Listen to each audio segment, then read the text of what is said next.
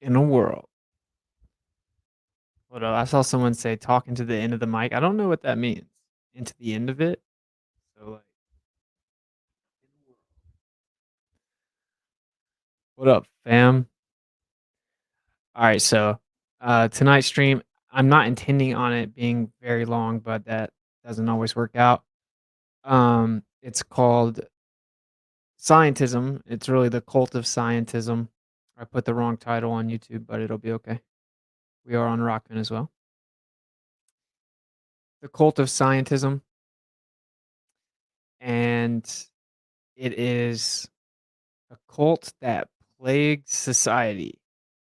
And we saw this firsthand, um, the last 3 years. It was on full display.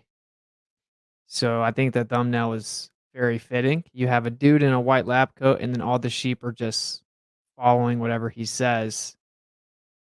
That's pretty much how the world works now. And I think that the overarching part of it that's super funny to me is, say you are one of those people who believe in everything the current scientific consensus claims, and there are many of them. The most ironic part is, even within that paradigm, everything that the scientific consensus used to think is now considered wrong. So those same people would have been around, like, promoting the consensus at the time, even though it was wrong, and they would have been mocking and ridiculing those who dare question it. And this is frankly, the weak, less intelligent, easy way out, is to just appeal to the idea of consensus or scientists and, um, call other people science deniers or mock or ridicule anyone that dares question something that you think is, definitively established as science. It's pretty funny.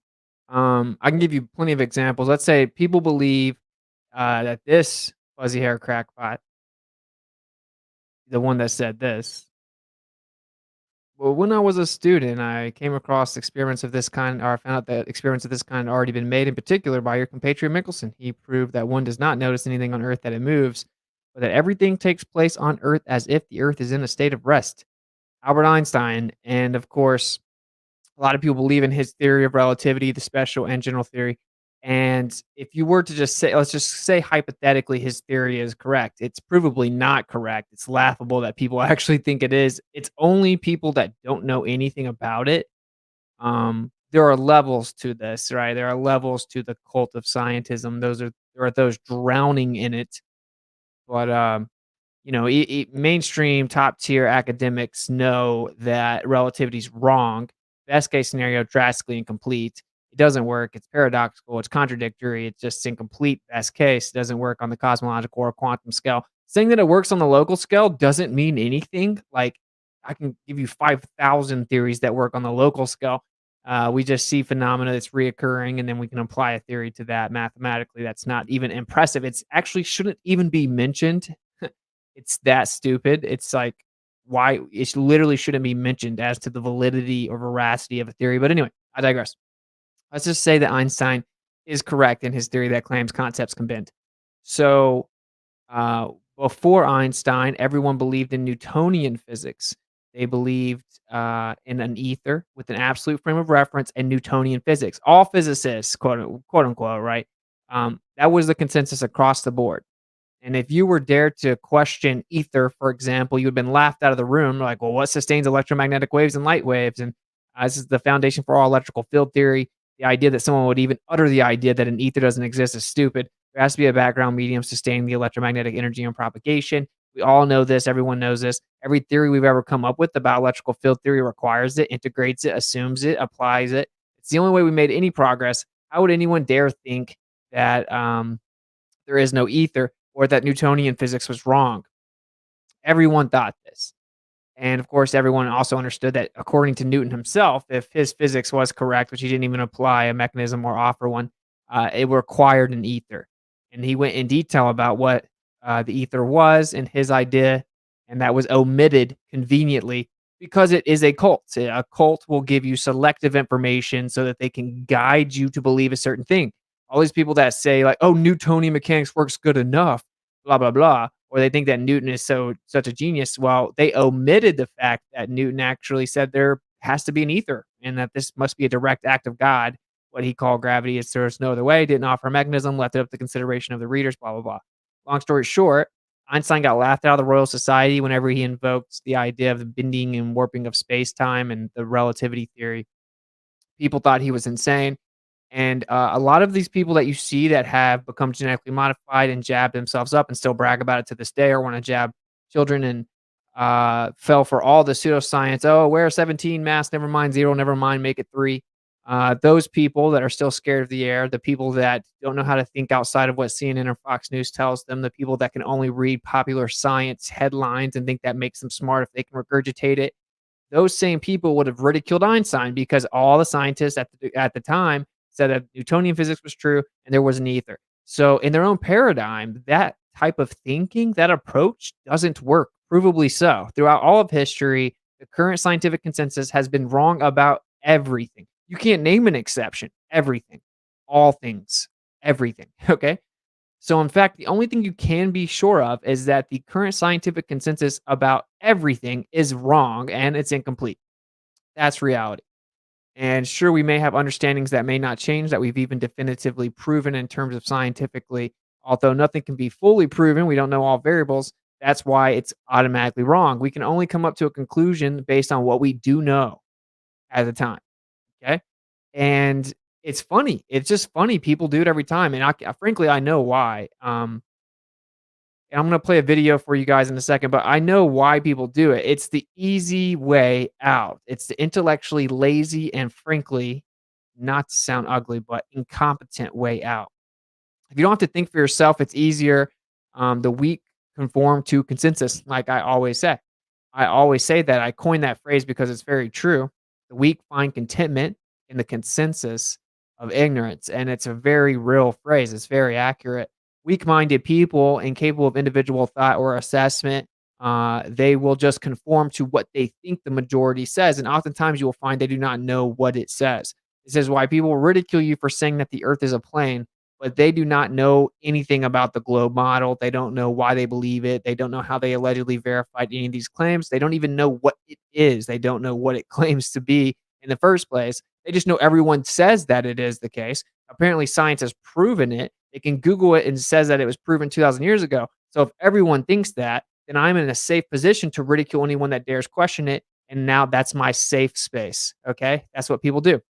That's what people always do. And again, what proved this more than anything was the last 3 years where people were walking around scared of the air, like scared of the air, not scared of the air. Oh, I'm scared of the air again. Oh, make it 3 masks, blah, blah, blah. Whatever the TV was telling them, whatever the illusion of science was telling them, and then they would call you a science denier. Back in the day, they would have said, Einstein's a science denier, which actually would have been accurate, ironically.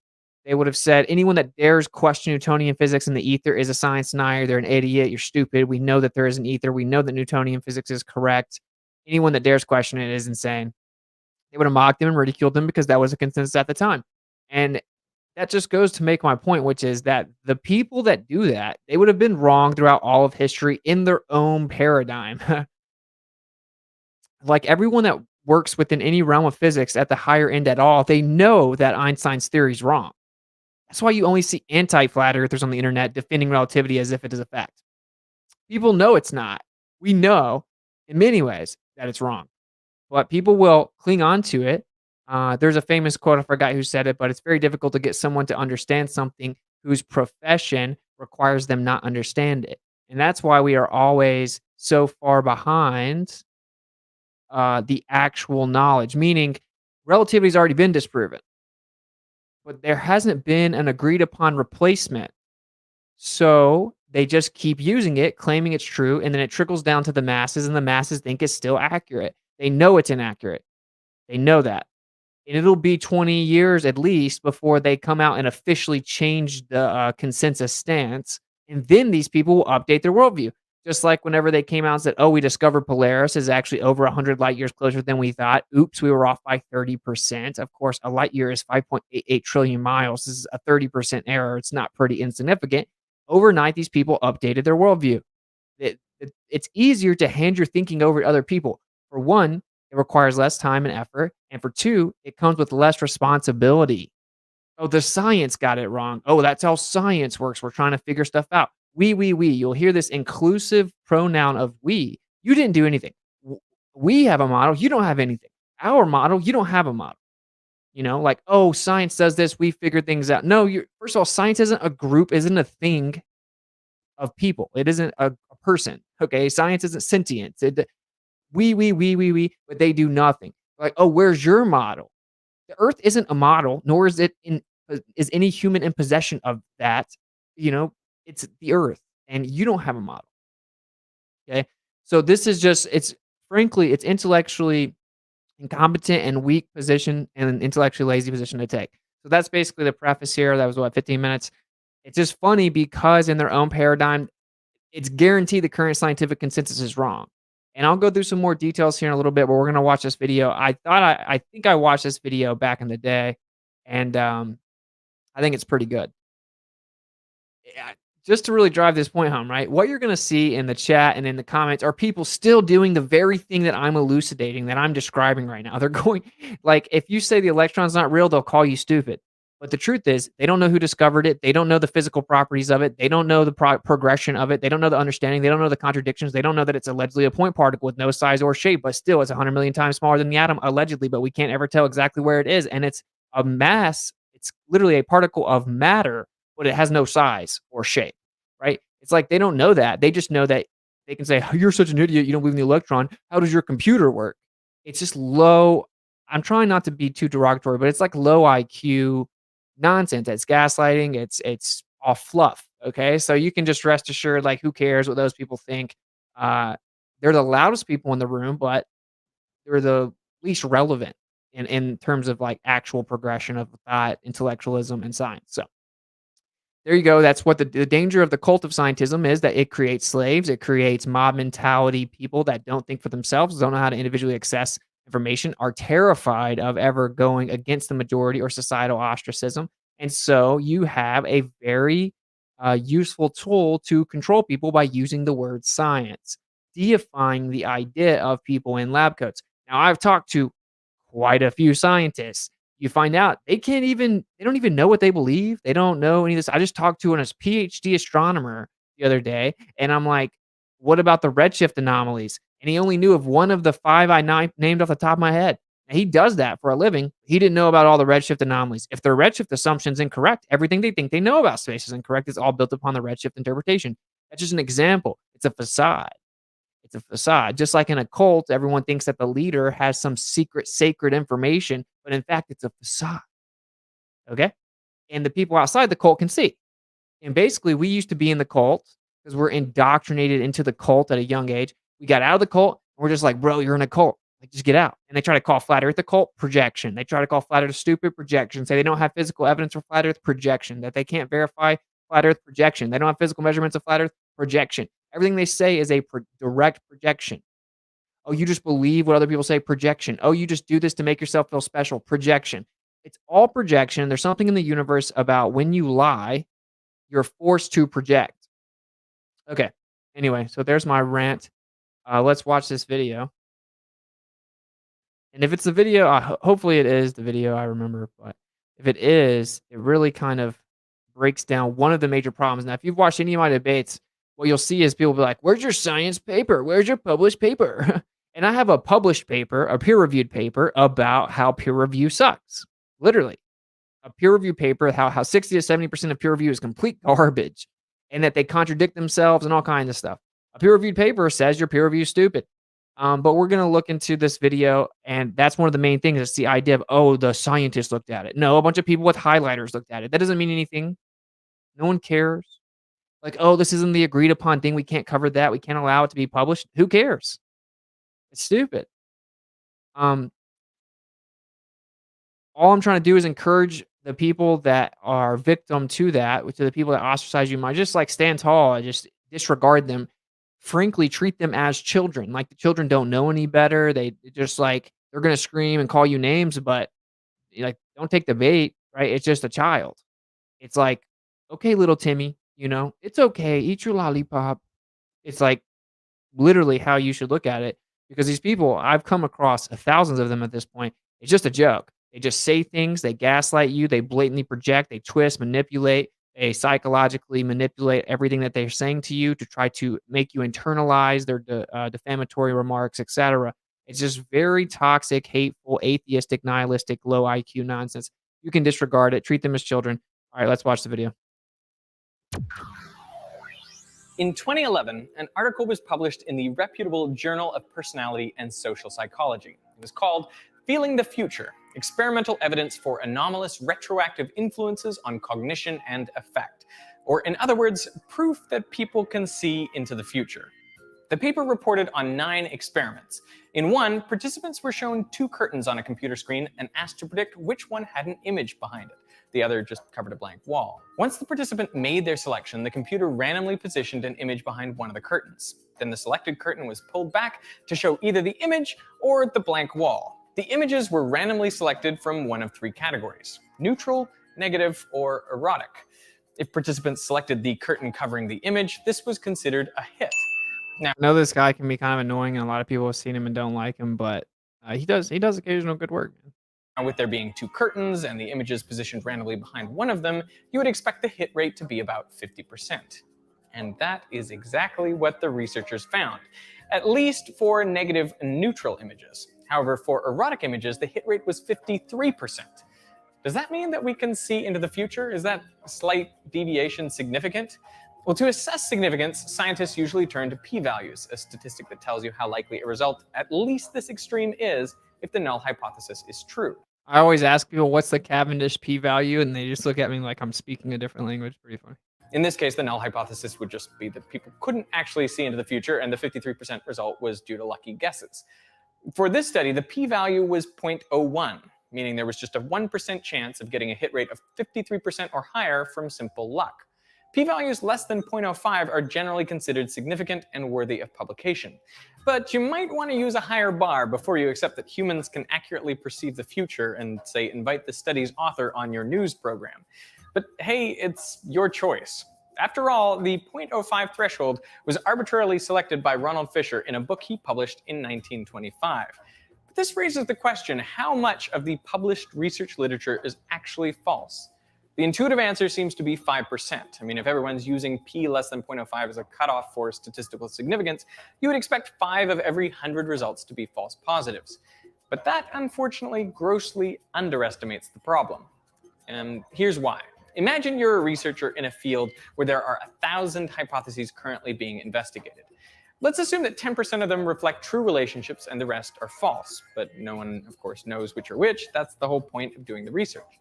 Now, assuming the experiments are pretty well designed, they should correctly identify around, say, 80 of the 100 true relationships.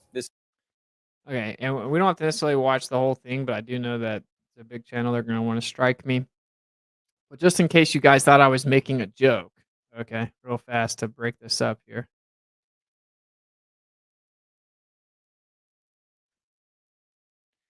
Peer review. This is a peer-reviewed paper. Journal of the Royal Society of Medicine, a flawed process at the heart of science and journals. Okay, so peer-reviewed, a flawed process. Let me pull this over here. It's hilarious. I should just bring this up in all my debates. Peer review is at the heart of the processes of not just medical journals, but of all science. It is the method by which grants are allocated, papers published, academics promoted, and Nobel Prize won. Yet it is hard to define. It has until recently been unstudied. Wow. So peer review is antithetical to the very, premise people invoke it to defend. And its defects are easier to identify than its attributes, yet it shows no sign of going away. Famously, it is compared with democracy, a system full of problems, but the least worst we have. And you guys can read through it. Come down here to the conclusion, which you should read articles, not just go to conclusion. That's what ballers do. But anyway, so peer reviewed is a flawed process full of easily identified defects with little evidence that it works.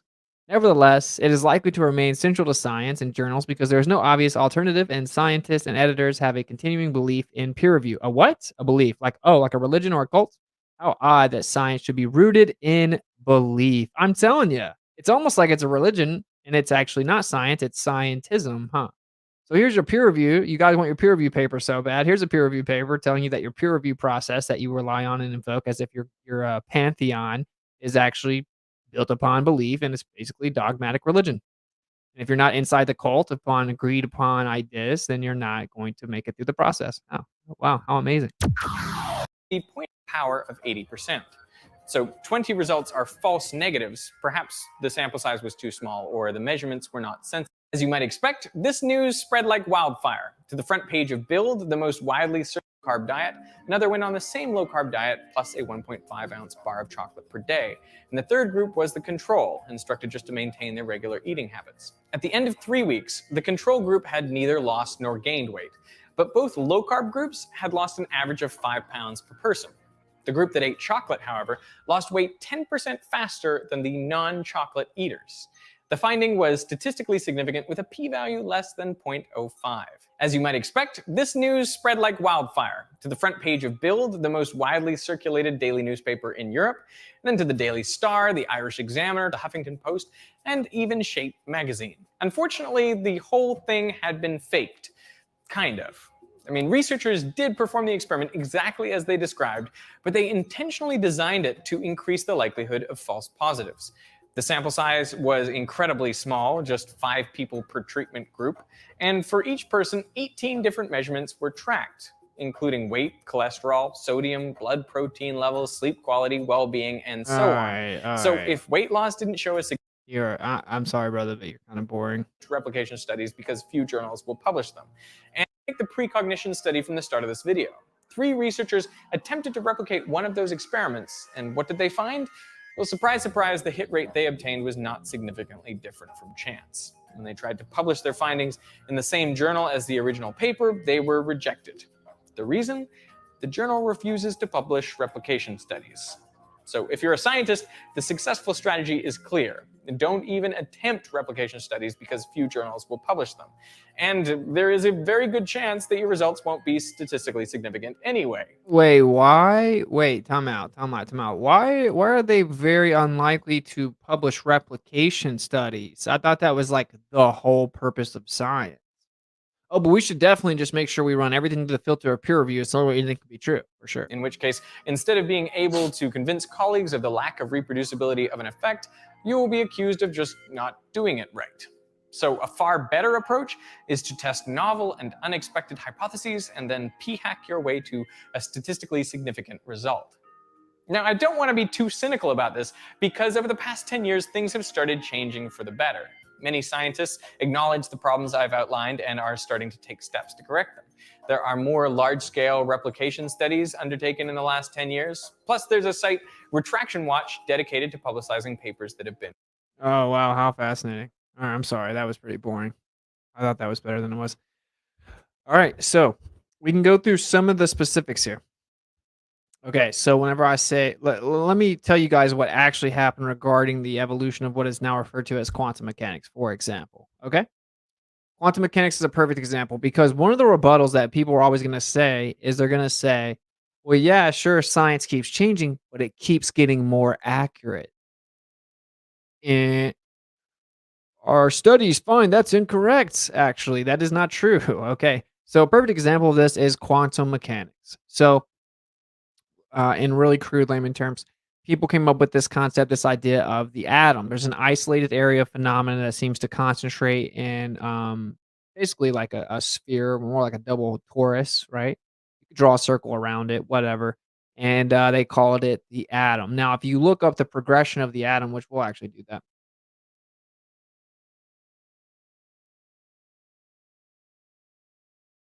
Oh, double dog. There you go.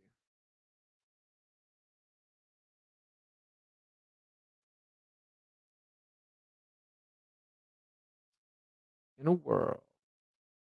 So this is a perfect example. If you question the atom, they're like, "We're so stupid. Oh, we know all about the atom." Here's the progression of the atom. So you got solid sphere model, plum pudding model, nuclear model, planetary model, quantum model. Oh, the quantum model, which states Electrons do not move in set paths around the nucleus, but in waves. It's impossible to know the exact location of the electrons. Instead, we have clouds of probability called orbitals, in which we are more likely to find an electron. Now, this is not science. This is called cartoons. Okay, I covered this a long time ago on my ether presentation. This is not science. These are cartoons. Okay. These are cartoons. These are people making up stuff. They love, oh, the balls revolve around each other. Oh, man. His model of atom by stating that electrons moved around the nucleus in orbits of fixed size and energies. Electron energy in this model was quantized. Electrons could not occupy values of energy between the fixed energy levels. So this is long after. Now, J.J. Thomson is actually the guy who discovered the electron.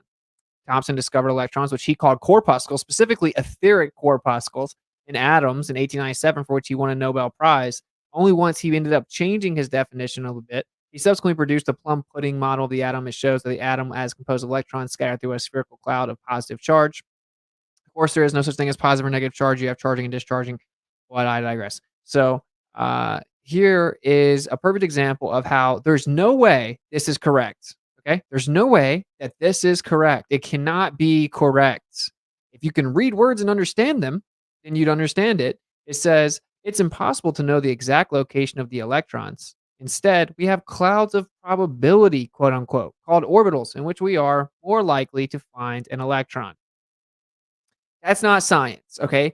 Probability distribution, probability equations. None of that is science. That's like, oh, well, based on our current model and our assumptions, our reifications, and our presuppositions, here's a mathematical equation in which I can say it's this likely that I'll find an electron in this area. That's not science. When I say the electron doesn't exist, it doesn't exist objectively. There's no evidence for it. Oh, we can never identify where it is, but we know it exists. You sound like a religious zealot, dude. The problem with the cult of scientism is that they will actually ostracize and attack you, and then they'll say stuff like, "Oh, we can never decide or detect where it is. We can never detect the actual electron or where it is, but we know it exists. It is a particle of matter, but we can't see the atom, and it's 100 million times smaller than the atom. We can't see the atom, it's too small. The electron is roughly 100 million times smaller than that. But we know it exists. We just can never detect it or know where it is. And it's a particle of matter, but it's what we call a point particle. So it doesn't have a size or a shape, but it's made of matter. Well, it's not really matter. It's matter, but it's a different type of matter. But it's matter. What? Yeah, it's a different type of mass. Just trust me. This is science. And if you question it, you're crazy. This is a perfect example, okay?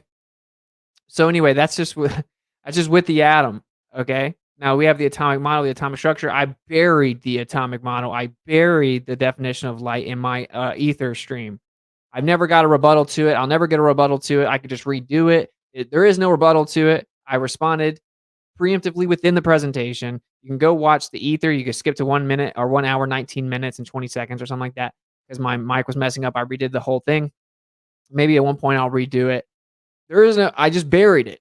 I buried it. The atomic model is still in the grave. Not one person has uttered a response, including a group of people that will not be named that are flat earthers that were, mocking me. They can't respond. They can't rebut it. Okay. There is no rebuttal. I buried the quantum definition of light and I buried the atomic model. It's very easy to do. Now, if you go around and you tell people, did you know the atom doesn't exist and that it can't be seen? They're going to go crazy. Did you know that the electron, it doesn't really exist? You can't detect it, can't spot it, don't know where it is. They're going to go crazy. They're going to call you a science denier. They're going to call you stupid. You're an idiot. You shouldn't breed. Gaslight, insult, ad hom, red herring, blah, blah, blah. But they can't rebut the specifics. This is a perfect example of the cult of scientism. People that are unintelligent, that lack the diligence required to research something, that lack confidence to actually speak something contradictory to the consensus will attack you in this desperate, weird, vain, egotistical, narcissistic attempt to somehow convince themselves that they hold a superior intellectual position when in fact they hold the ignorant position. Okay, so in crude terms, we got the atom, this idea of the atom, the phenomena, J.J. Thomson discovered the electron. He says that it's a terminal end of one unit line of dielectric induction. You have dielectric fields, like little gaps, little ends, the terminal ends of the little like dielectric lines of induction. You have induction, you have like this happening in these, well, we use lines to describe them. It's just like a direction, concentrated direction of induction. And then if we pinpoint the end of them, because they're in relationships throughout a field, we can call that electron. We can isolate the gap in the field, basically. We call that electron. That's what it is. That's what the person who discovered it is. That's what Tesla said. Etheric corpuscles, etc. All right. Anyway, so they say, okay, we got the atom. Well, what's below the atom? And of course, to propose the atomic model, you have to say, oh, well, electrons do this, protons do this, neutrons do that. And that's why you saw the chart, right? And you see the progression of the chart. And it's all the definitions are basically explaining electrons and how electrons work. Now, my logo up here is actually a more accurate depiction of the atom. This right here is a more accurate depiction of the atom in reality. Here, we'll play this. This is a more accurate depiction.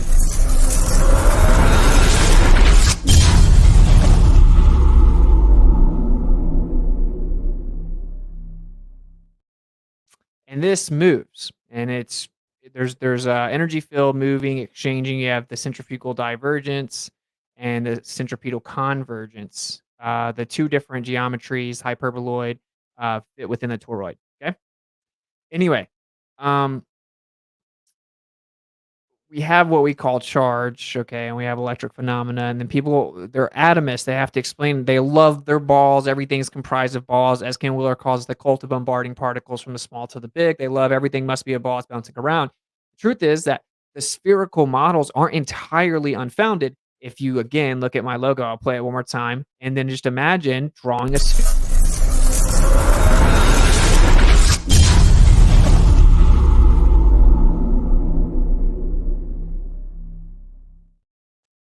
Well, that would be an overall sphere. We live in that plane through the middle, of course, because the truth is the geometry is the same from the small to the big. And it's actually, of course, what I said a second ago, centrifugal divergence and centripetal convergence overlap. The toroid, the hyperboloid, the donut, and the inside of the donut, the toroid, okay? You can draw a circle around it. It wraps all the way around. It's right. So anyway, so they come up with this idea of the electron. It progresses through their different types of definitions of the atomic model. And they're like, well, what's smaller than that? What's in the surrounding space? What comprises these things? What's even smaller than that? Now they're already way off in the deep end of pseudoscience. They've lost the plot. Okay, they lost the plot because the atom is a model, much less the electron. Lost the plot. Electron, proton, neutron, atom. We're out in the deep end of pseudoscience. They want to keep going. Okay, so they keep going. This is a cult, bro. We don't let up. We go all the way in on the cult, right? So they keep going. And now we get into what is called quantum mechanics. And basically what happened was you were able to have these physical interactions more precisely with what's called an electron, stuff like that. We could get into that. It's actually electromagnetic phenomena interacting because everything is intrinsically electromagnetic, and that word's been misdefined, but that's a whole stream. So anyway, they start looking at what they're calling the quantum scale, and they find out, oh, this stuff isn't like physical. It isn't physical like little particles like we thought it would be. Everything is energy, and everything is a vortex, little tornadoes, everything. Of course it is. That's actually how the ether manifests energetically. This has been known for a long time, which is the funniest part.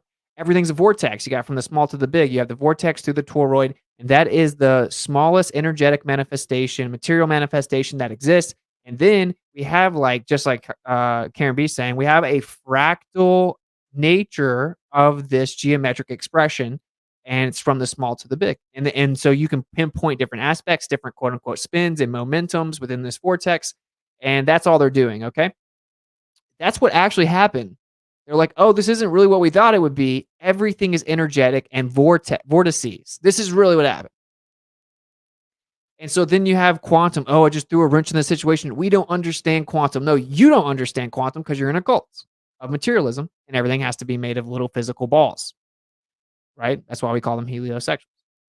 So as you progress forward now, this is my point. Whenever I point out, according to your own paradigm, everyone that's touted the scientific consensus of the time and mocked and ridiculed anyone that dare question it because it's a cult of scientism, they've been always consistently proven wrong. So you're guaranteed as you mock people, you ridicule them, you spam my comment sections. I post the True Earth Equinox Summit video, and you got anti-flaggers just can't help but impulsively just spew stupidity and toxicity in my comment section because they need it for the illusory self-validation to such an extent that they can't watch my streams because my vocabulary is like, "Oh, I'm just trying to sound smart as word salad." Well, I just have a higher end of the spectrum audience. So it's just very obvious whenever people can't ever stay on the subject and respond, they just are there to try to validate themselves, even if illusory, and they want to tear you down. And that's part of basically the requirement to be in the cult of scientism. My point is what they'll say is, well, science gets better. Yeah, sure, it's always been wrong, but that's how science works. We're always learning new things and we're getting better and we're refining. They take that half truth, they twist it and manipulate it to somehow pretend that it's justification of like their lunacy, but it's not. Because in reality, we have many things that has shown us that when we made a presumption and we pivoted in our understanding or our theoretical interpretations, that they were the wrong pivots, they were the wrong foundations, and you built entire meticulous, intricate, sometimes even captivating or convincing theoretical frameworks built upon a faulty foundation.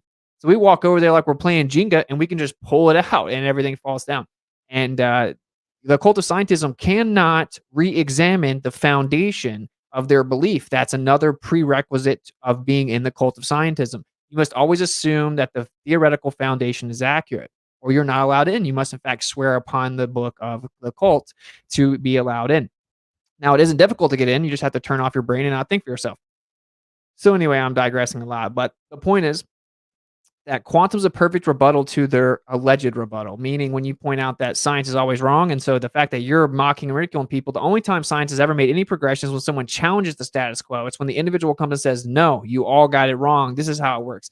That's the only time progression's ever been made. Even in your own paradigm, if you believe in the heliocentrical, nonsensical model, right? It is, of course, Einstein challenging the status quo. You have Tesla challenging the status quo. People are going to talk instantly across the world through the ether. You're insane. Look what we're all doing right now. You're hearing me talk effectively live time. We have radio transmissions, boom, across the world, over 10,000 miles, debunks the globe, but whatever. Ground wave propagation cannot bounce off the ionosphere and it goes thousands of miles, but whatever, who cares? And in fact, the military says that from 10 meters or from 3 meters up, which is 10 feet, it can shoot over 800 kilometers, which is 497 miles, which would be like 31.8 miles of vertical physical obstruction, yet you can shoot it. But anyway, I really do digress. So the point is, that we have all kinds of things that come from people attacking the status quo, attacking the consensus, thinking for themselves. Brilliant people that have the confidence and the boldness to challenge the status quo is the only way science has ever made any progression ever. So all these people that are just like electron, a wave particle duality, they know how to repeat remedial phrases over and over they read in popular mechanics. That doesn't make them smart. It does the opposite. It's actually the opposite of that. And so when we progress through and they say science is always getting better, it's always refining, that's incorrect. Science has made incorrect philosophical assumptions and applications, and their entire foundation is wrong. Relativity is a perfect example. Earth must be a spinning, tilted, wobbling ball revolving around the sun. Therefore, relativity must be true because it's the only way to explain Michelson-Morley and other evidence such as Airy's failure. So we must have relativity because the Earth must be a ball that revolves around the sun because my philosophy must be true. So therefore, everything relativity has been applied to since then. Every subsequent theory, everything built upon that assumption, the application of a constant speed of light and all this stuff, it's all wrong. All of it. All of it. And there's nothing you can do to trigger the cult of scientism more than to pull the foundation out from underneath their feet because now they've wasted their time, they've wasted their belief, they've gotten caught up in this belief for so long. And that's just an example. Well, quantum has shown us, for example, quantum is some of the most precise experiments in the history of mankind, incredibly meticulous and precise, and they've been replicated a ton, okay? An absolute ton. And all people find out within quantum over time is how little we know and how wrong we were consistently. We're just wrong about everything. And not we, they. People that believe in the cult of scientism, those who practice within the assumptions of the cult. They're just consistently wrong. To such an extent that the entire realm of quantum is built upon the understanding of light And the current understanding of light is that it's both a wave and a particle, two different things at the same time, which is a paradox, which is physically impossible. There is no duality in nature. Something can't be two contradictory, antithetical things at the same time. Not precisely antithetical, but different things at the same time. You can have a wave and a particle. That's stupid. Now, in fact, light is neither. Light is actually the ether. What we call light is actually just the excitation or perturbation of the ether. Sure, it has a wave like modality in which we perceive the motion via illumination or the non perceivable spectrum. And there is no particle. And in fact, what they call the photon is nothing more than the intersection of the oscillating magnetic field, the oscillating electric field. It's like if I laid two lines of spaghetti over each other and then where they intersected, I walked up and said, "Did you know that where those are intersecting, there's a little bitty ball there called a spaghetti-ton?" I'd be like, "You're insane. You should be checked in somewhere. That's just two lines of spaghetti." It's an event. They intersected. It's an intersection. It's not a particle. All that to say that the very foundation of quantum is incorrect, no matter what they come up with, where they're like, "Oh, this photon must actually be sentient, can transcend time, can know you're going to observe it before you know you're going to observe it, can change reality relative to whether or not you're going to observe it, can go through two slits simultaneously. Well, not really, but it's just our math. But hey, we'll just pretend that it can. Oh, it's a wave and it's a particle at the same time. Blah blah blah. They'll keep going. They'll come up with the most insane, out of left field, contradictory, paradoxical, nonsensical ideas before they ever step back and question their cult. It's just like a religion.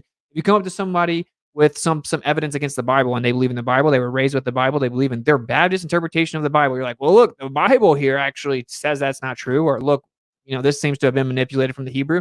They just don't hear it. They're like, la la la la la. You're a Satanist. You're going to hell. You're going to burn in fire forever. How dare you question my religion? That's how those people are with the cult of scientism. You're not allowed to challenge it or question it. Well, that's antithetical to science. When they said don't question the science, that's the opposite of science. Trust the science, opposite of science. Science denier, that's a stupid phrase. You're supposed to constantly challenge and question the current interpretation. All scientific interpretation is built upon our limited knowledge.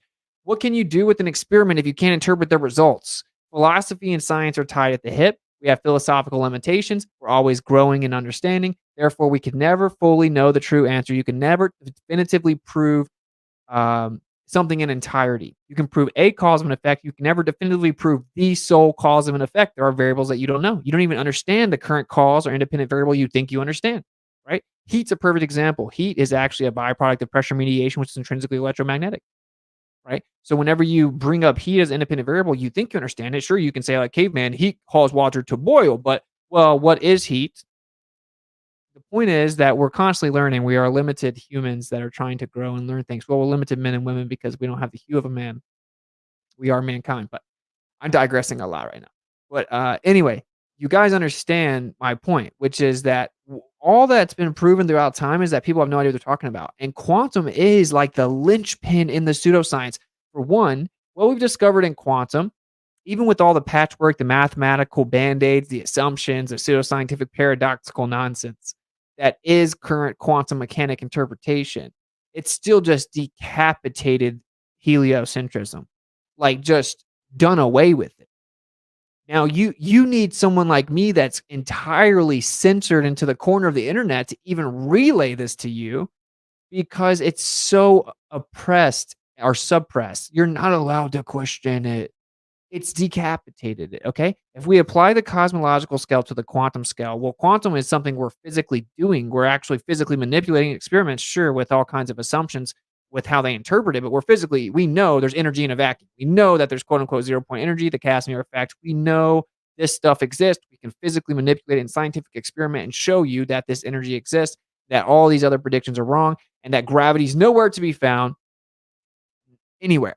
Nowhere. Okay? So we've debunked the heliocentric model. Well, there's a philosophical foundation of the Copernican principle. It cannot be questioned. It cannot be challenged. Burn them at the stake, right? Just like the Catholics in the Reformation. Burn them at the stake if they dare question it. And now, of course, instead of shutting you down and censoring you by decapitation or burning you at the stake, they just censor you into oblivion. They have people personally attack you, give you death threats, make sure you can't make any money. And then you have people running around gaslighting, saying the opposite, that you're a con man trying to grift for money. And then they just try to psychologically beat you down so you give up in the pursuit of truth. It's disgusting. Now they have a bunch of little like slave minions running around doing their bidding for them within the cult. the lower level cult, they would throw them under the bus in a heartbeat. They don't care. Pretty obvious. The last 3 years, they threw pretty much everyone under the bus, and they said, yeah, come take the jab. It's super legit. So, quantum is a good example of what to bring up to these type of people, but what they'll always do is, "Oh, we don't understand that." Like, "Oh, okay, well, you understand that the Earth's a ball that spins, tilts, wobbles, and revolves around the sun, right? Well, what about the fact that when you claim that about the solar system, then that extends into claims about the rest of the universe?" We found out that that claim and that assumption doesn't work at all. Doesn't work at all, bro. We've known this for almost a century. So what science doesn't do is ignore evidence. Okay. Well, no, it works on the solar system. Okay. So if I make up a theory about all physical reality and then I build it upon what's on my desk, I have 22 books on my desk. Okay, now let me like make an equation like, oh, books are represented by X and da da da da. And I make an equation that explains my desk very well. And I say, this explains all physical reality. Look, it works perfect. Come look at my desk. And yeah, the math and the theory works for the desk. And I take that theory and I apply it to everything else and it doesn't work. You know how stupid you would sound if you're like, but look at the desk though. It's like, okay, you're dumb. That's what they do with the theory of relativity and the heliocentric model. The solar system is not some singular thing you get to explain. Somehow it makes your point valid. In fact, relativity doesn't even explain the solar system. The perihelion shift of Mercury doesn't work. It's called Mercury's anomaly, and it can't be explained and is antithetical to the claims of mass distribution and space time and relativity entirely. But I think the creator just made that celestial body like actually defy all of their claims to show you that you guys here on the earth don't know what you're talking about when it comes to the sky. But anyway, so it's hard for people to let go of these fundamental axioms. So what I'm bringing up is the Earth. The Earth's the globe that spins and revolves around the sun every year. That's how we get a year. If you question that, they have this visceral, emotional, religious, dogmatic reaction. Okay, they can't hear it. They must attack the messenger, like attack, attack, attack, gaslight, personally attack, attack, because it's like this vulnerable spot for them that if what they put all their faith in, and typically their whole worldview is built upon the faith of the idea of science, and they're atheists and stuff like that, or they are atheist apologists or whatever, atheist agnostics. They have all kinds of weirdo terms, but the point is that they put all their faith in this. So to show them that something so fundamental and so pivotal and crucial to their belief system is incorrect, it's just not an option. It's not even on the table. Okay, and that's how you know you're in a cult. So I know I'm all over the place making a lot of different points, but it's very obvious we're living in a time of major shift, okay? And there are a few people that are like they found out there's this huge missing spot of people that are able to think outside the box and to put forth new ideas. And we found out that we've been tricked, we've been duped. All these people that claim they know things they don't know are lying or they're misleading us, they're deceiving us, so usually because of ego. So now we are in the midst of what has been coined the Great Awakening, and it is a great awakening of consciousness and truth, and it's being attacked a lot. So, anyone in this day and age that can come attack you for starting to expose some of these lies, they are dead weight. They are literally irrelevant. They're just laughable. They're like laughing stocks. History will reflect those people are insane. It's just like the people that were cheering on the Catholic Church who were killing all the Protestants in the Reformation. Well, it was a safe spot then to sit in the crowd and be like, yeah, get them, kill them. Well, now what does history think about those people? What is wrong with you? You're insane. Same people that promoted all kinds of atrocities throughout history. Same people that promoted all kinds of pseudoscience throughout history. So all of this, the idea of this is to basically expose the general premise and the philosophy of the cult of scientism and to encourage people to think outside the box and to challenge it boldly, speak loudly. And that's why I crafted the phrases that I say, right? The weak find the contentment, the consensus of ignorance. Whenever they revile you for truth's sake, rejoice. They did it to all the prophets before you. They do it to everyone that's speaking truth at the time. To this day, they still have narratives to make fun of Nikola Tesla, who would just take your little puny brains and just fold it in like a deck of cards or something. Like it's weird, but it's not weird once you realize that it's a religion and you don't have to be in a religion. See, to step outside of the cult doesn't require a replacement belief. It requires you just simply suspending belief. That's all you have to do. It's a pretty incredible position to be. It's a very freeing position to be. And if we don't come around to understanding, accepting, and applying this it will be too late very soon. And we are in a dangerous time in society where they're using this science card for atrocities that are disgusting. And it's backfiring on them because the truth always prevails. And now we got all kinds of people questioning the nature of where they live, questioning the nature of how you get sick, questioning how the body works, questioning big pharma, questioning everything the government says, questioning everything the news says, because the last 3 years woke them up. So sure, they did let off a pretty devastating blow in a way, but not without people waking up. So if people wanna come ridicule you, just tell them that the atom can you prove that the atom exists and that there's an electron inside of it? They're gonna make fun of you, act like you're stupid. How does your computer work? And just show them this. Okay, well, which one is it? Is it the last one? You believe in the last one? Okay. So then if you can never detect or see where the electron is, how do you know it's there? How do you know what it is? How big is it? What size is it? What shape is it? How many of them are there? How do you know it's there? Oh, we have an electron gun. How, what? Just because you say that, but what does that mean? You just okay, you're concentrating energy, that's exciting, but how do you know that you're shooting a beam of electrons if you can never find the electrons? "Oh, well, we know that they're in these." No, you know it's a concentration of energy, and you claim that that must require there be electrons there. So, I bring that one up because it paints the picture perfectly. If you tell someone the electron doesn't exist, they'll lose their mind. It doesn't. The photon doesn't exist either. "Oh, yeah, then how come I can bounce lasers back and forth? Oh, what about the double slit?" It's like, I'm sorry that you don't understand it, but look into it, you know? Because you can almost rest assured that what the mainstream scientific consensus is, if it's ever built upon materialism, it's wrong, almost always. You have a huge advantage just being skeptical now. These people that can't dare question things, they have a huge disadvantage. God bless you and your family. Much love from Melbourne, Australia. Thank you very much. Retro, Reister, Gaming. Thank you for the $5 super chat and the kind words. Much love. I know I'm kind of talking fast in this stream. Sorry. Why was 8 afraid of 7? I have no idea. Thank you, Silo Carpenter. 789. Oh, you actually gave 789. That's pretty funny. Wow, very generous super chat, Jed. Thank you for the generous $200. That's $200. Awesome been watching you for some time. I know this is not the topic tonight, but I almost never get to see you live. So I wanted to say thank you for being brave enough to talk about the Trinity. I see that Yah is working in your life. Congrats on the family. Blessings, brother. Thank you so much. And that's a very generous donation. So thank you so much. That means a lot. Um, and yeah, that was just one of the things that I was shown and woke up to, and I had to say something about it.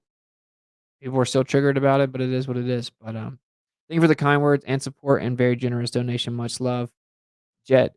Thank you. All right, so you guys get the general idea. What I am gonna do real fast is I'm gonna play the little trailer I made. Oh, how dare you! It's like a minute long. It's okay. For the summit, and then I'm gonna show you guys something really cool that you want to see that I was working on.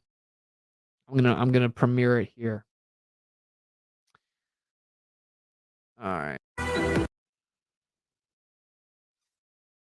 Roll the footage.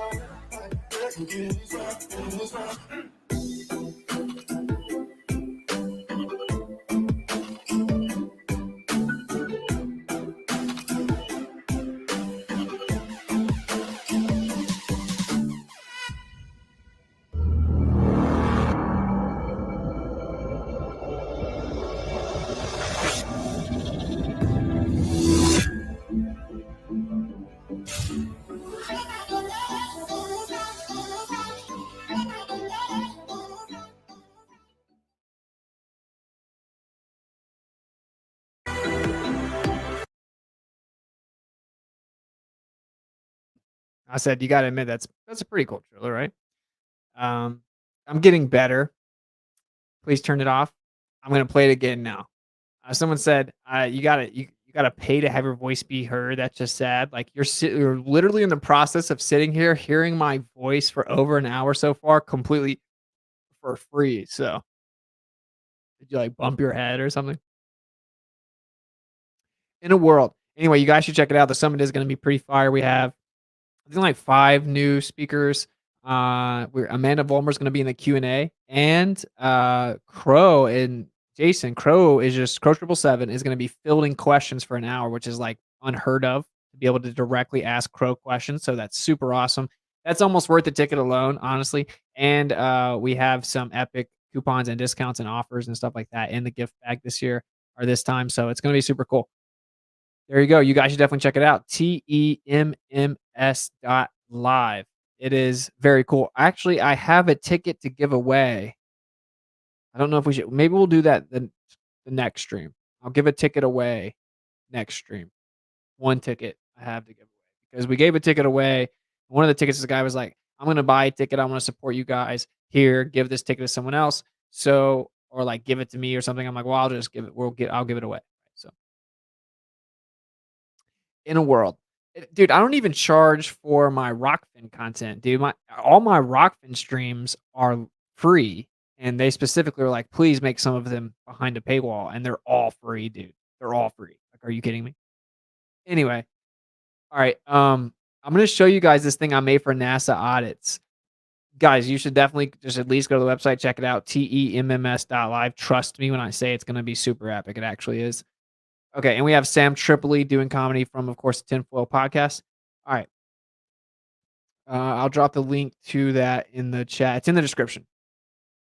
Okay, so I'm gonna show you guys this other video. I forgot I'm gonna have to upload it though, but it's pretty fire. I'll show you one of the videos I made for NASA audits, and yeah, you guys can just tell me what you think. I made a few of these. And the commercial I made will actually premiere in the summit. Sorry, you guys can't see that one. Okay, I'm uploading it now. When we stick our hands and feet into the earth, we discharge into the earth. The energy cycles through the firmament, creating the sun. We are the light of the world. We are the sun of mankind. PB Bear. That's a pretty crazy idea. I don't think we create the sun. Sorry, I can't really get behind that, but could we have some energetic connection cyclically to the sun? Sure. But thank you for the $10 super chat. Pretty interesting idea. Ethan W0406. Are you an agent? Oh, hey, I can't show that one on the stream, but Mr. Plant, member for 5 months. Hey, member for 5 months. Great to see you back and crushing so hard, brother. Wish you, Kai, and the princess all the happiness, love, and blessings one could have. Much love. Oh, thank you so much. Thank you for being a member and for the kind words. Much love. All right, I'm going to play the video now. Prepare yourself. I'm getting better at making videos. We'll get there. I know I'm behind on like the newsletter. I'm trying. There's a lot of stuff going on. Okay. Been working a lot on the summit, trying to get that all taken care of. Roll the footage. I don't have long. I've snuck away to send this transmission, to reach out to you. They'll realize I'm missing soon. I'm risking everything to get you this message. The truth about space exploration is being kept from the public. I've witnessed things that cannot be ignored. It's time to uncover what's been hidden, to shed light on the secrets that are being kept in the shadows. I'm begging you, don't ignore this call to action. The truth is big, it's bigger than anything you could imagine. The people deserve to know what's really going on. Join NASA audits and become a part of the mission to uncover the truth. It's time to shed light on the secrets that have been kept hidden. The future of our world may depend on it.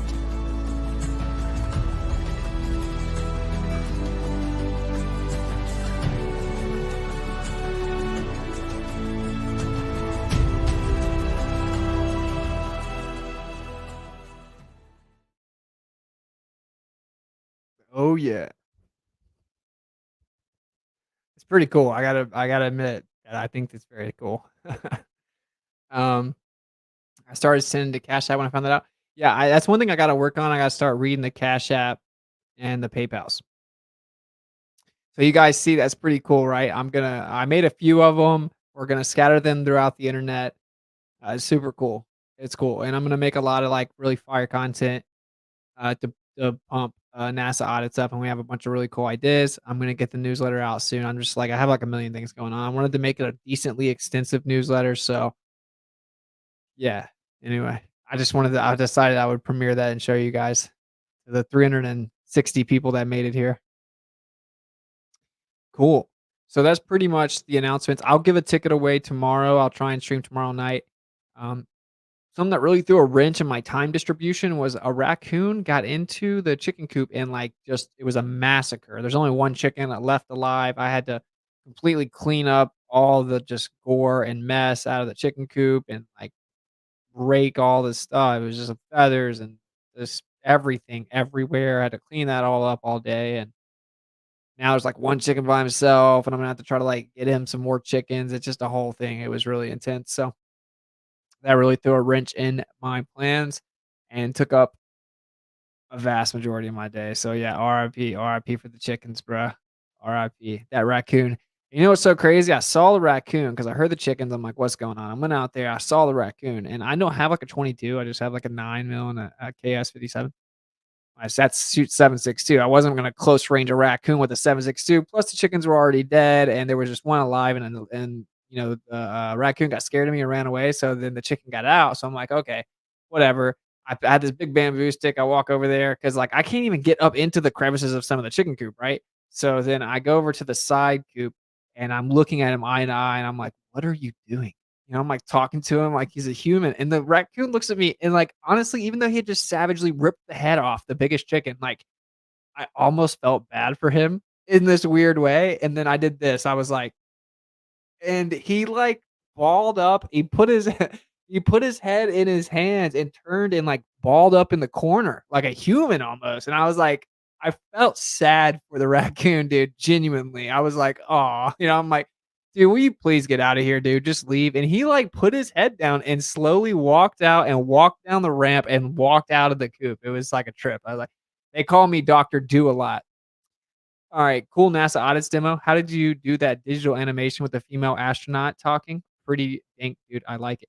Thank you. I used a bunch of different programs to make the astronaut, to make the voice, to make the animation, put it all together, and then wrote the script. Thank you for the $5 super chat. T-Back. Interesting name.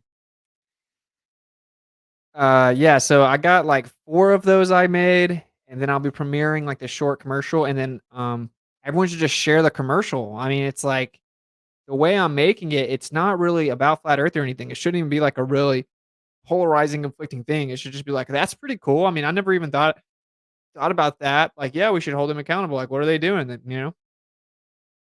So it's pretty cool. I built a storyline into it. You know, like I snuck away to send this transmission. I might play it again later at the end of the stream because I think it's funny. But he felt guilty for killing your chickens. Yeah, he could tell it. I was like upset. And then when I did that, like he got me, bro. He hit me in the feels. He like balled up, like scared, and like turned and put his head down. I'm like, oh, you know you messed up. Even though he'd come back the next day and do it again. Why do you think the equator or an equinox never comes up in flat Earth debate?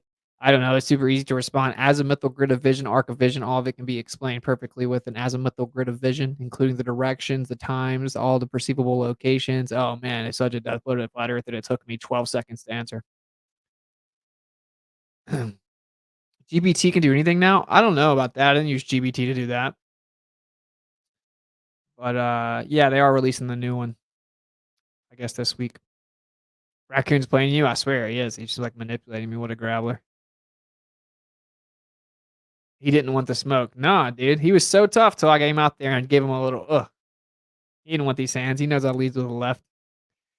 All right, cool. So the cult of scientism, I saw a few videos. One's like, 10 things that science got wrong and stuff like that. But I just don't even, you guys get it. I mean, the science is wrong about everything. It's so egregious at this point that people genuinely believe that it's science to hold the belief that the earth is billions of years old, that they can look at a rock and make up how long ago it was here and that it was billions of years. Even though we'll see different strata with a tree that goes through all the strata that's supposedly all kinds of millions of years, and then the tree can be dated with its rings, and it's just like a few hundred years or 800 years. It's like, oh, I thought this was millions of years down. Oh, we'll just throw that out of it. That's science. Science. Everything came from nothing, and lightning struck primordial soup, and rocks turned into fish who said, "This water's whack. Let me grow some feet and jump out of here," and then turn into a banana. Or, oh, hey, you have a common ancestry with a strawberry. That's science. Oh, I used to be a rat. Oh, you didn't used to be a rat. You just have a common ancestry with a rat. Oh, that changes everything. Oh, thank you so much for breaking that down for me. So I'm related to a strawberry and a rat. We have the same ancestors. No, my ancestors are German, bro. Pump the brakes. You sound like a weirdo. Oh, we don't believe in lightning struck primordial soup anymore. Oh, you mean believe? Oh, it's a religion. I don't think heliosexuality should be pushed on kids at school. I don't think heliosexuality should be pushed on kids at school. I agree. Stop sexualizing the kids and stop with the sexuality propaganda. That's why I'm going to start a homeschool curriculum, make children's books and children animation. It's just, it's a lot. I'm trying to get work on the summit. Honestly, if people want to help where I'm able to actually focus on all the projects, honestly, just going to the summit would help me out. It would help both Jaren and I out. We wouldn't have to depend on sporadic financial support quite as much. It would help out some. Anyway, you guys get it. And when you go there, you get to pick the creator that you want the proceeds to go to. So there's a drop down menu, click it. So when you go to checkout, you pick debit card or whatever, click debit card. And there's a drop down menu, you click it, and it drops down all the names, and you click the names. Okay. I'll do the giveaway tomorrow, and I'll show you guys how to do all of it. But pretty simple. So when it comes to the cult of scientism, and again, that is TEMMS.live. Oh, so you still like an infomercial? Oh, well, we just put tons of time into it and effort into it, and we're just trying to help you guys out, and it costs us a lot of money to even host it. So don't make it weird, bro. Anyway, overall, every single thing you can think of. So you got evolution, the Big Bang, the heliocentric model. These will go down as the stupidest ideas ever, by the way. Subatomic particles, atomism, the atomic model, all kind of bundled up into a giant pseudoscientific bundle.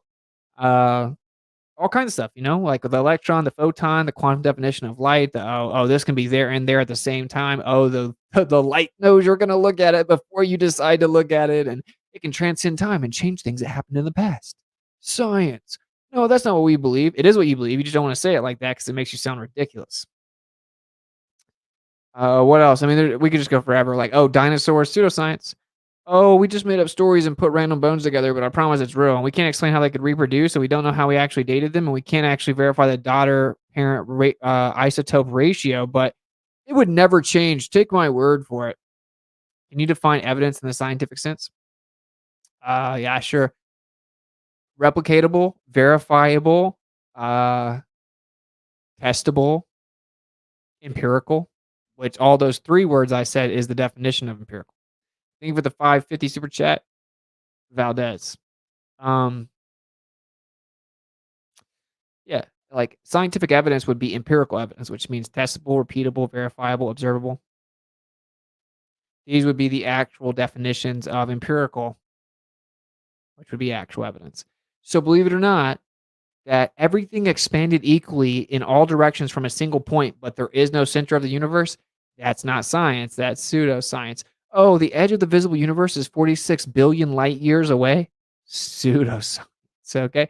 Oh, there's a black hole, and it's actually the pinnacle of gravity, and you have the most gravity you could possibly have in the most infinitesimally small point ever, but our math won't even explain it because relativity can't mathematically be applied to a singularity.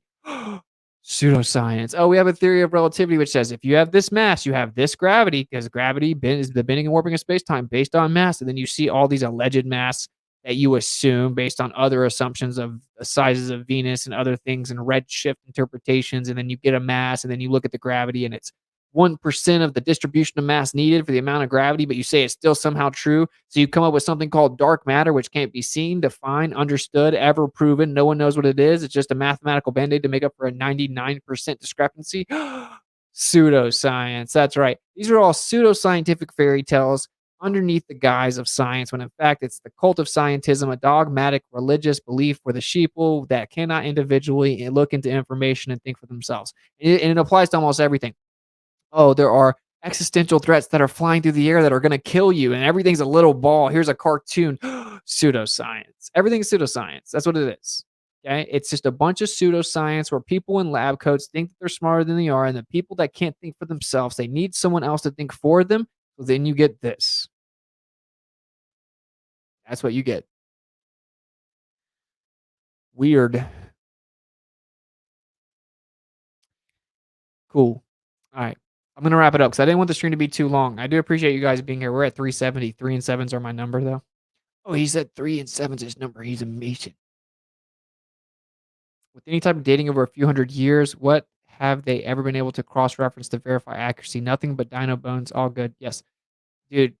Radiometric dating is like the one thing that like creationists let evolutionists off with. They also let them off with microevolution, which is like a concession. No, you don't have microevolution. You have things that are adapting, quote unquote. They don't not adaptation the way that they identify it, just in the way the verb actually means what it means, right? Things react to their environment and then they adjust with the information already integrated into their design. They're using information that was already built into them to react to their environment. That is not evolution. Okay. You don't have microevolution or adaptation. You don't have anything. Radiometric dating is the prerequisite required for any of those fairy tales. The truth is, the Earth has to be billions of years old for there to be no God, which means they have to believe that the Earth is billions of years old because they don't want there to be a God. That's the actual, objectively, that is the truth.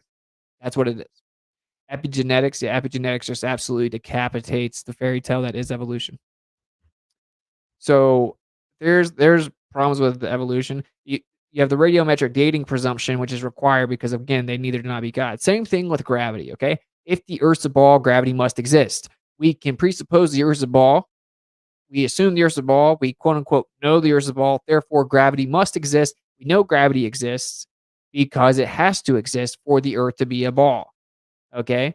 We know that relativity or something like it must exist, where if we were the center, it would look identical to where we weren't the center. And all motion's relative, all reference frames are relative. Light's absolute in all reference frames, but there is no absolute reference frames. Light is constant. And then you can never tell if you're moving or if something else is moving. And that all gravity bends in warp space time, where it looks like something's falling, it's actually the Earth's accelerating up towards it simultaneously on different sides of it, however that works, which is another paradox.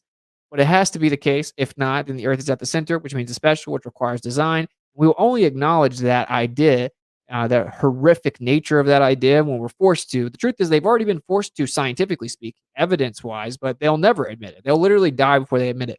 And this is one of the main things I want to drive home to wrap the stream up. So what do we cover here? The important things to know.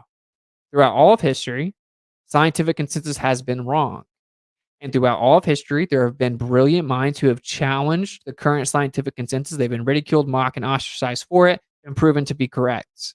People always sound like they're making fantastical claims whenever they start to get closer to the truth because it's antithetical to the consensus. And then they get mocked, ridiculed, ostracized, defunded, completely laughed at, tore down by people that don't even understand them, can't even operate at that high of a level, have no idea what they're saying, haven't done the test, have never truly entertained the possibility that consensus is wrong.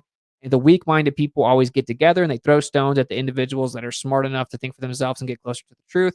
Scientific consensus has always been wrong. It's always been an individual brave and bold enough to speak out against a consensus that's ever made any progression in scientific understanding. And that cycle will continue perpetually until the end of time because people are weak, people are lazy, and people take the easy way out. They also like to tear other people down to make themselves feel better.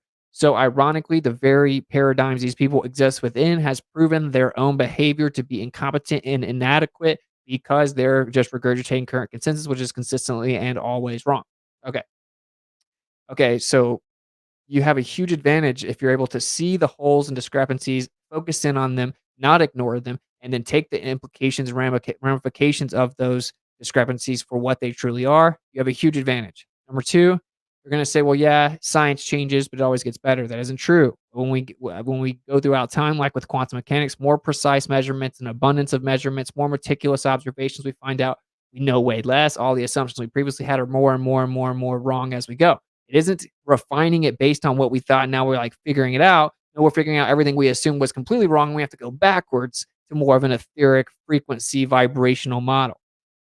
Same with there must be no ether. Now we have quantum mechanics finding zero point energy, vacuum energy, the Casimir effect, what they call quantum foam, all these different names they say they make up when they know, in fact, the vacuum is not Newtonian emptiness. It isn't just space and time. There's something else there. There's a dielectric magnetic constant free space impedance. So now what do? They have to go back to where they have to acknowledge there's an ether. It'll take 10, 15, 20 years before it's really out there in the mainstream because they have to slowly integrate that they were wrong or they would lose all credibility. Same thing with heliocentrism. As time progresses, with the more and more observations and evidence shows us that we are at the center.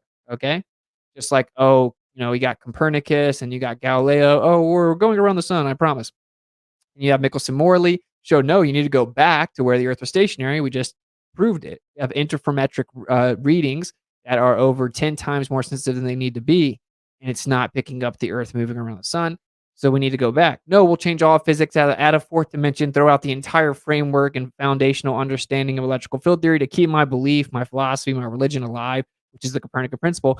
They need to go backwards. What we actually find out is that because of philosophical bias and a hatred of the idea of design or creation, then scientists fall down the rabbit hole of nonsense. They need to go back. They always need to go back. So it doesn't mean science is always getting better and more accurate. No, it's making stupid philosophical presumptions in which it is conveyed to the public of sheep, frankly, as if it's science when it's actually philosophy, philosophical bias. And then they build off of this improper foundation and they get more and more stuff wrong. You need to go back and re-examine the foundation. So this idea that it's always getting better is incorrect. Oh, the sun is this far away. Never mind this far away. Never mind this far away. Never mind this far away. Oh, the core of the Earth is this. Never mind, that's not the core of the Earth. Never mind, there's a core inside the core. Oh, never mind, the magnetic field doesn't come from the core because it has to be made up of these metals, which these densities and metals don't work with the magnetic field. So actually, it's the outer core. Oh, never mind, now the outer core is spinning the opposite way, which actually means just going slower than the spin of the Earth. Oh, now the Earth is spinning faster. They can constantly move the goalposts, make up new ideas, make up new stories. Oh, gravity showed us that we were off by a significant percentage in amount of our prediction. Oh, we can just make up a term called dark matter. Well, what is that? Don't know. Don't you have to define it? No, but we know it exists. How? Have you ever detected it? No, you can't detect it. How do you know it exists? Because it has to exist or my other philosophical theory isn't true. Well, maybe your theory is not true. No, can't be. Get out of here. You're kicked out of the church. It must be true, which means this thing that can't be verified and can't be defined must exist. Science, okay? No, you need to go back to before you made up this philosophical reification fallacy that is the theory of relativity. And I know I'm going fast and scattergunning a bit, but you guys get it. They believe in something called dark matter and dark energy. They believe in pseudoscientific subatomic particles like quarks. There must exist a graviton. Really? Must there? Well, how come we haven't found it? And even if they claim to have found it, how'd you find it? Most of the particles they name now, they don't even quote unquote find. They just see a phenomena that happens that they didn't currently account for, and so they just make up a new particle. That's not science. So anyway, there you go. You guys get it. We live in a crazy world, bro, where you just have to accept that what comes with it, inevitably, the territory that comes with being a free thinker, being intelligent enough to research things on your own, being diligent enough to continue to seek them out, and being bold enough to point out the discrepancies when you find them. In the face of societal ostracism is going to come with mockery, ridicule, and with attacks. And you have to understand and look at it kind of like a child or a rebellious child or something, or one of those people in your class when you were growing up that you knew they were just going to be like that. Just treat them as if they're almost handicapped in a way, right? They're emotionally handicapped where it's like, I know that you need to tear me down to try to make yourself feel better about yourself. You're fighting within yourself. You have inner turmoil. You have to rip and tear and belittle people so you can feel better about yourself. It's okay. It's okay. Or in fact, you typically envy a lot of these people in my chat. You guys are envied by these people that attack you because they're like, I wish I could just so boldly not care what other people think. I wish I could think for myself. Like they're fascinated with your ideas. They want your opinion. What does Witsit think about this? What does Witsit think about that? Why would you care? I'm such an idiot and so wrong about everything. Why would you care what I think about everything? Truthfully, they envy you guys. They envy the people that think for themselves and can come up with their own ideas. And assuredly, we are wrong about things and we have to learn things and we're figuring things out. Or we're thinking outside the confinement of societal ostracism and the cloak that is pseudoscientific cults that is called science. really it's the cult of scientism. Under this cloak is really just a facade. It's the emperor with no clothes. It's the Wizard of Oz. You pull back the curtain, you find out some weirdo, creepy little dude addicted to porn that does nothing of value. That's just trying to control other people, right? And these people know. These people know this deep down, and they want to be around you because there's like this spark of ingenuity and creativity within you. And evil cannot create, it can only imitate. So it has to take your ideas, it has to try to twist them. It wants to make sure if I'm not bold enough to do it, I don't want you to be bold enough to do it. Just accept it, bro. When you start getting shot with arrows, just know you're probably doing something right. You're probably headed in the right direction. When people try to stalk you or tear you down, bruh, just take it as confirmation that you're doing what's right because it is inevitable. If you speak the truth and you expose the dark to light, you're going to be exact. Okay. And that's just kind of how it goes. That's what I want people to take out of it. It's unavoidable. And if anything, the last few years has proven this to me unequivocally, right? That you will 100% run into emotional, dishonest, toxic opposition. And it's okay. Just embrace it. Embrace it and understand, it's gonna be all right. Today, Austin is Stone Cold Austin. Yeah, I'm going like crazy fast right now. I can tell. But sometimes I have to put like a governor on myself, and I don't like doing that. I like to just talk. All right, cool. So I'm gonna actually wrap the stream up now, but thank you guys for kicking it. I'm gonna play both the videos one more time. I'm gonna play the astronaut again, and then I'm gonna play the summit video again.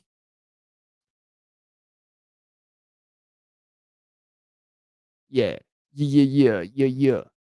So we're gonna play the very, very intense moment that the astronaut snuck away and was able to send us this very important transmission. I'll post it soon. I'll post it on NASA Audits. You should go to NASA Audits on YouTube and sub as well. I'll release the other 4 on there. Um, but yeah, let's check out this very important transmission before we get out of here. Get your popcorn ready, ladies and gentlemen. This is history in the making. I don't have long. I've snuck away to send this transmission, to reach out to you. They'll realize I'm missing soon. I'm risking everything to get you this message. The truth about space exploration is being kept from the public. I've witnessed things that cannot be ignored. It's time to uncover what's been hidden, to shed light on the secrets that are being kept in the shadows. I'm begging you, don't ignore this call to action. The truth is big, it's bigger than anything you could imagine. The people deserve to know what's really going on. Join NASA Audits and become a part of the mission to uncover the truth.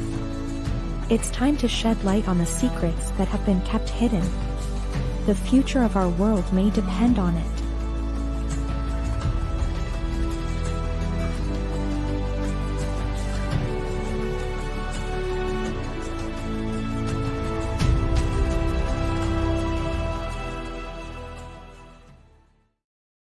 So that series, if you will continue. We'll keep building the storyline. I already have 4 of them made.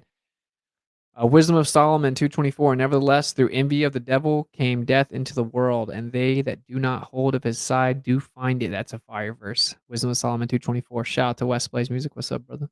Shalom from under the 7 domes. I need to hear the beat and get up in the zone. All right. Stream was fire. Thank you. Good night, everyone. Keep crushing. Thanks, Austin. Yeah, no doubt. Shout out to Little Dancing Bro. What's going on? Michael Lyon. Thank you guys for the flame emojis. I noticed the use of your favorite colors. Yeah, I'm shifting back to purple. I'm actually flirting with a different logo because I just like purple. It's my favorite color. I think it's a way better background too than like blue. Oh, how dare you,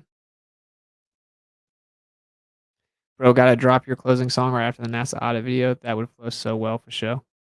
Oh, that's actually pretty good. Yeah, but now I'll be overplaying it. It would be the 3rd time, so I can't do that now. But I love Austin's explanation of the rainbow. Yeah, that there are 7 colors and there are 7 layers to the firmament, and that when it shows us that the rainbow means that the Earth's not going to flood anymore, it's because it's a literal physical demonstration that the firmament's intact, so the Earth quite literally and physically cannot flood anymore. It's not just pretty colors means no flood. It means, look, you're protected. Here's the firmament. It can't be flooded right now. And that was a crazy epiphany when I realized that. Cool. All right, thank you guys for kicking it. I'm gonna play the True Earth Equinox Summit video again. We'll give a ticket giveaway tomorrow. Um, yeah, and say you get a ticket, then you get the ticket. You can, I don't know. We'll figure it out how we can give you a refund, or someone else that wants to buy a ticket can send you the money, or you can give your ticket. You can pay it forward, whatever you want to do. Cool. I mean, I'm only gonna give one away. I would greatly appreciate if you guys would support that. Jaron and I are putting a lot of effort into that. We think it's going to be a pretty uplifting, higher vibrational type of thing, and we want to make it a normal thing where a bunch of people get together. You get to support the creator that you want to, and we kind of make it a norm that we just don't focus so much on the negativity, and we build and elevate, and that's our primary goal with that. All right, cool. I'm going to play the Equinox Summit, and I'm going to do my little closing, and then we're going to get out of here. So I know I'm playing the videos twice, but just in case you just got here, roll the footage.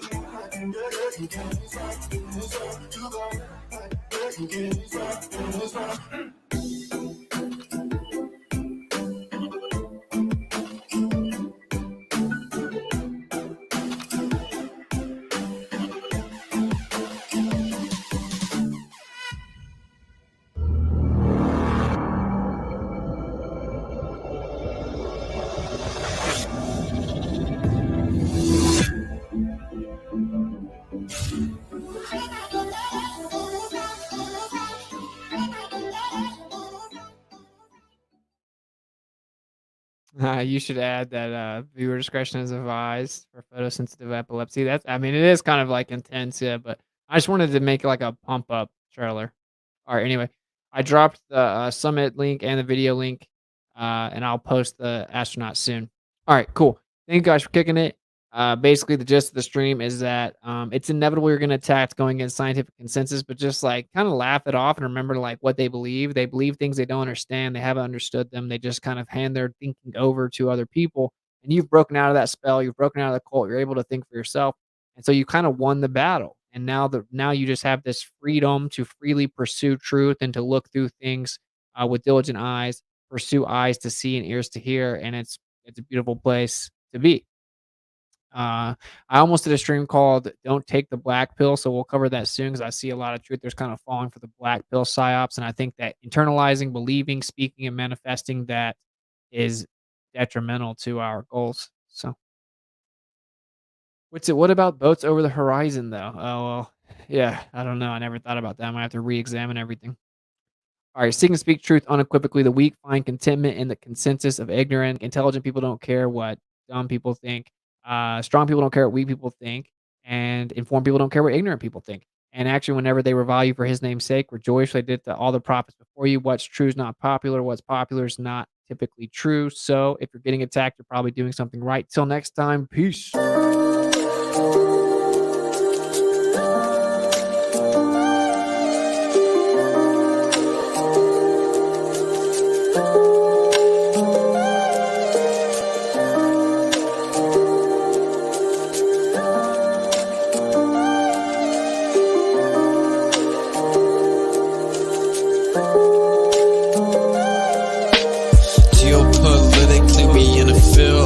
That's for Israel.